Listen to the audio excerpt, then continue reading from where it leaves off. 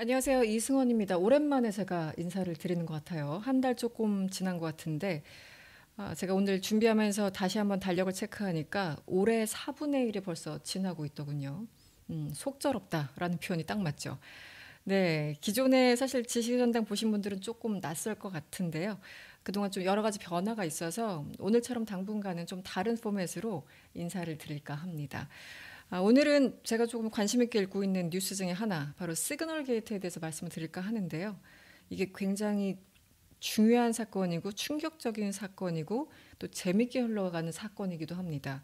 그 보도 나온 이후에 뭐 백악관의 대응이랄까 이런 것들을 보면은 여러 가지 측면에서 좀 볼 수 있을 텐데, 그래서 오늘 뭐 길지 않게 준비해봤습니다. 지금 언론에서 시그널 게이트라는 단어를 많이 들어보셨을 것 같은데요. 3월 24일이었죠. 미국 매체 애틀란틱 보도로 이 외부에 알려진 사건이었습니다.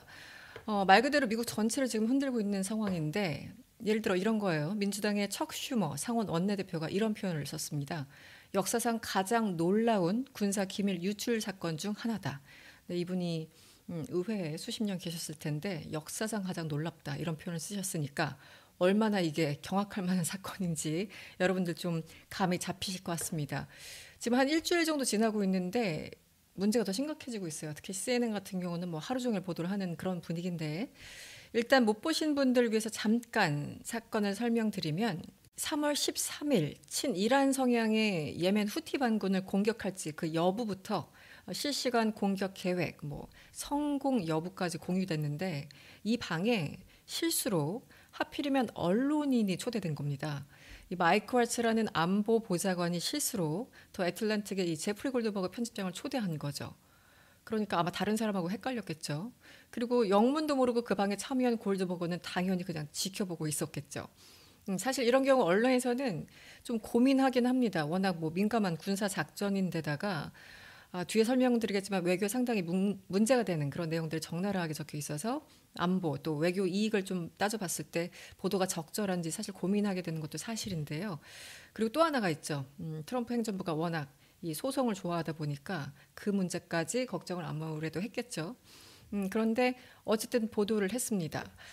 그런데 내용도 문제지만 이 도감청 등의 철저한 어떤 정부 내 어떤 보안 매체가 아니라 민간 앱인 이 시그널을 사용해서 이런 극비 사안을 공유했기 때문에 사실 이게 더 문제라고 보는 시각도 있죠.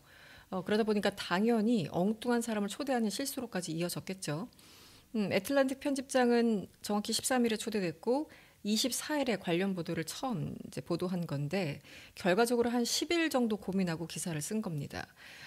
이런 얘기를 했네요. 외부 민간인들이 들어온 사실조차 몰랐던 데다가 군사용 보안 기능이 없는 이 상업용 앱을 써서 극비 군사 계획을 노출했다.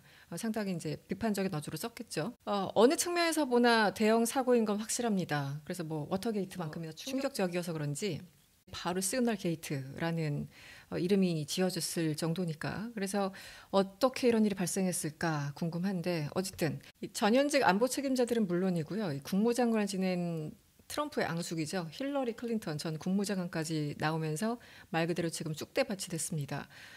무엇보다 이 민간 앱, 그러니까 시그널이 당시에 해킹됐더라면 미군 조종사 목숨이 위태로울 뻔했다. 뭐 당연히 이런 지적은 맞죠.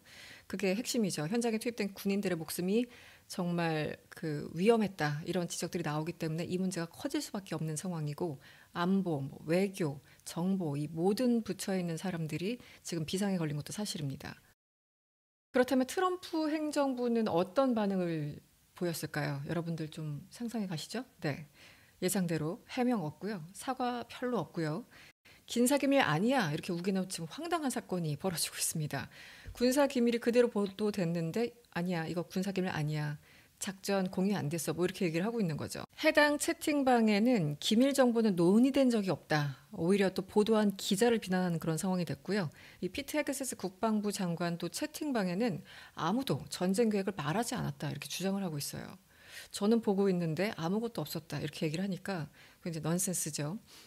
사건이 워낙 중대하다 보니까 지난 24일 보도가 됐고 또 25일 바로 이 상원 정보위원회가 소집됐는데, 아마 이 정보위원회는 그 전에 잡혀 있었던 것 같습니다. 그런데 이 시그널 문제로 완전 뒤덮였죠. 여기에 털스 게버드 국가정보국장 그리고 존 레클리프 CIA 국장 등이 이제 나왔는데, 역시 같은 말을 했어요. 대화 내용에 군사 기밀은 없었다. 같은 말을 반복하고 상원의원들이 이제 질문을 하면은 말할 수 없다. 이렇게 넘어가는 그런 상황이었죠. 내용을 보시면 알겠지만 그 왈츠 보좌관이 시그널 대화에서 후티 반군 미사일 책임자가 여자친구 거주지로 들어갔고 그 건물이 붕괴했다고 하자 같은 대화방에 있던 벤스 부통령이 훌륭하다 이렇게 답한 내용들 그리고 자기네들끼리 막 이모티콘 주고받는 그런 장면들이 나옵니다. 막 주먹도 나오고요. 미국 국기도 이모티콘으로 나오는데 이 모든 걸 저까지 봤는데 군사기밀이 아니라고 우기는 상황 이걸 좀 어떻게 이해를 해야 될지 잘 모르겠습니다. 그래서 당장 이 편집장을 잘못 초대한 마이크 왈츠 국가안보 보좌관 먼저 해고해야 된다. 당연히 이런 뭐 목소리가 나오고 있죠.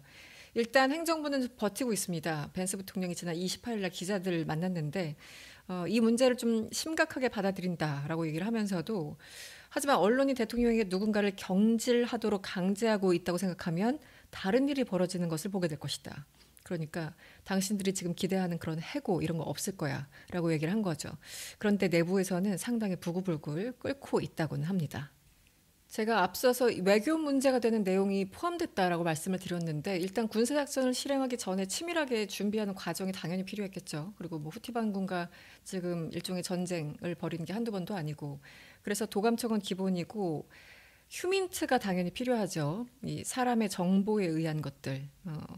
그런데 이 대화 내용을 보면은 이 이스라엘 쪽 휴민트가 위험에 빠질 수 있는 대목이 드러나서 지금 문제가 되고 있습니다. 구체적으로 보면 이 미국에 관련 정보를 넘긴 사람이 있었을 텐데 이 사람이 이스라엘 측 정보원이었던 것 같아요. 그래서 공습 목표가 된 건물 인근에서 이 표적이 된 사람의 일거수일투족을 다 지켜보고 있다가 그 내용을 이제 전달했다라는 그런 대목들이 나오는데 당연히 이 대화방을 통해서 이스라엘 측 정보원들이 현장에 있었다라는 게 알려지면 당연히 후티 측에서는 뭐 첩자를 색출하려고 하고 보복하려고 하겠죠. 이미 보복이 시작됐을 수도 있습니다. 그래서 이스라엘에서 미국 측에 상당히 항의했다라는 얘기가 있고요. 그래서 이스라엘 대사관 측에 어쨌든 기자들이 문의를 했는데 일단 침묵으로 일관하고 있다고 합니다. 또 하나는 유럽인데요. 이 대화 내용이 정말 적나라합니다. 이 뉴욕타임즈는 트럼프 행정부가 유럽을 지정학적인 기생충으로 취급하고 있다는 게 드러났다. 이렇게 보도를 하고 있는데요. 사실 내용을 보면 정말 기생충 취급을 하고 있는 게 아닐까라는 생각이 듭니다. 예를 들어 이런 거예요. 그 대화방에서 벤스 부통령이 유럽인들을 다시 구제하는 것, 베일링 아웃이라는 단어를 썼는데 구제하는 것이 싫다. 이번 후티 반군 공습이 미국보다는 오히려 유럽에 더 훨씬 더 도움이 될 것이다. 한마디로 남 좋은 일만 시키는 거 아니냐 뭐 이런 뉘앙스의 글을 썼어요. 그랬더니 그 바로 다음에 피트 헤그세스 국방장관이 이런 얘기를 합니다. 이 당신이 느끼는 그 유럽의 무임승차에 대한 혐오감을 전적으로 공감한다. 경멸스럽다. 뭐 이런 단어까지 오고 가는 상황이었죠.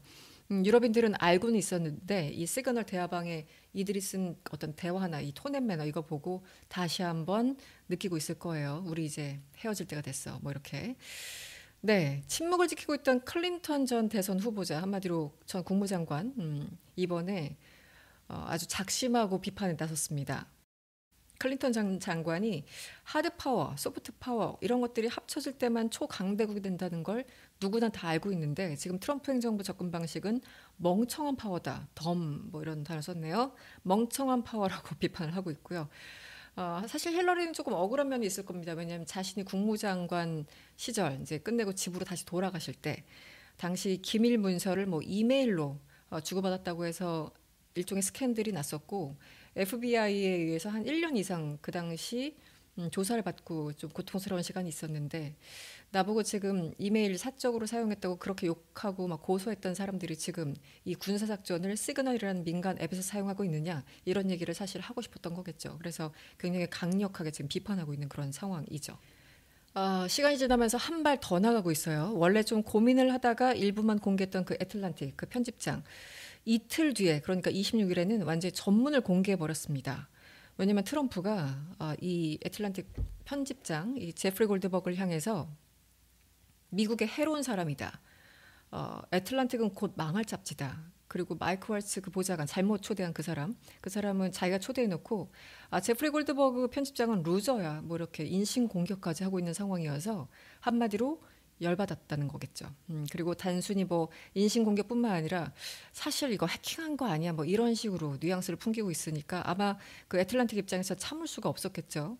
그래서 처음에 입사를 공개할 때만 해도 충분히 이것만 공개해도 충격적일 거라고 믿고 정말 정지해서 아주 극히 일부분을 보도했는데 이틀 뒤에 아예 전문을 공개했습니다. 26일에. 왜냐면 트럼프가 미국의 해로운 사람이다. 뭐 애틀랜틱은 곧 망할 잡지야. 그리고 뭐 마이크 왈츠 보좌관 같은 경우는 제프리 골드버그 이 편집장이 루저야 이러면서 거의 인신 공격으로까지 지금 확산되고 있어요. 그러니까 본인들이 잘못해놓고 그 보도한 언론인을 집중적으로 공격을 하는 거죠. 그리고 뭐 제프리 골드버그 편집장이 뭐 거짓말했다거나 이 정도가 아니라 혹시 뭐 해킹한 거 아니야 이런 뉘앙스를 풍기면서 공격을 하니까 애따 모르겠다 이틀 뒤에 전문을 공개해 버렸습니다. 한마디로 열받은 거죠. 사실 일부만 축약해서 보도해도 충분히 뭐 충격적일 거라고 생각을 했는데 이제 안 되겠다고 판단을 한 겁니다. 그러자 이틀 뒤에 이제 나온 내용들을 보면은 시간은 물론이고요. 뭐 작전 시간, 누가 지금 들어가고 있다, 타겟이 확실하다, 뭐 타겟이 이제 확인됐다 이런 내용들은 물론이고 어떤 무기가 사용됐는지 그리고 군 출동 시간이 어떤지 타겟하는 시간 이런 게 분 단위로 나오기 때문에 우리 빼박이라고 하죠. 네, 어떻게 더 이상 부인할 수 있는 상황이 아니게 됐죠. 전문이 이렇게 공개되니까 머스크 팀에게 조사를 맡기기로 했다. 급기야 이제 백악관이 발표를 했고요. 근데 조사를 머스크 팀에 맡긴다고 하니까 그것도 좀 흥미롭긴 한데 어쨌든 그렇게 돼가고 있고 트럼프 대통령 발언도 조금은 바뀌고 있습니다. 처음에는 그 마이크 왈츠 국가부 보좌관을 훌륭한 사람이다라고 했다가 최근에는 다른 사람은 상관없는 문제인 것 같고 나는 항상 그것이 왈츠라고 생각했다라면서 이렇게 미묘하게 약간 비판하는 논조로 바뀌고 있어요. 그런데 이 마이크 왈츠가 어떤 분이냐면 이 플로리다에서 하원 의원을 했던 그리고 가장 먼저 그러면 트럼프가 대통령 당선되자마자 마이크 왈츠를 가장 먼저 지명했죠.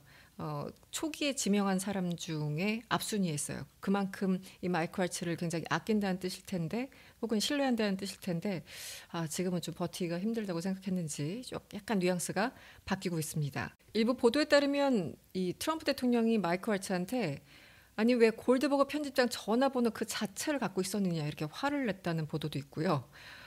여러 가지 보도가 나오는데 어쨌든 엄청난 실수를 저지른 안보 책임자들 특히 이 안보보좌관하고 국방장관들이 지금 얼마나 버틸 수 있을까 미국 언론에서 엄청나게 주시하고 있습니다. 미국 정보가 이렇게 유출될수록 웃고 있는 사람들은 뻔하죠. 결국 러시아 혹은 중국밖에 없을 듯합니다. 네, 오늘은 여기서 정리하겠습니다. 고맙습니다.